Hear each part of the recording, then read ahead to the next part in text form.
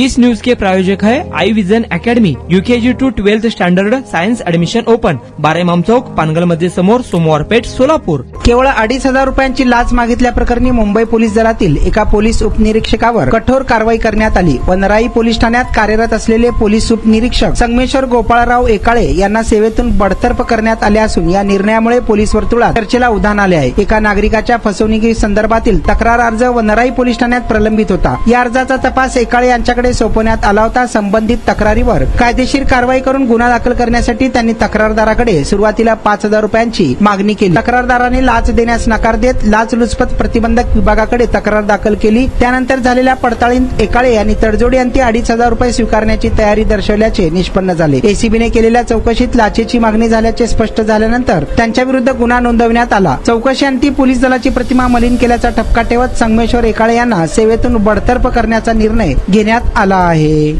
तुमच्या मुलांच्या यशासाठी सोलापुरातील सर्वात उत्तम ठिकाण आई विजन अकॅडमी.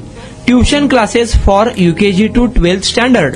प्रशस्त क्लासरूम, बसण्यासाठी कम्फर्ट बेंचेस, लिहिण्यासाठी व्हाईट बोर्डची सुविधा.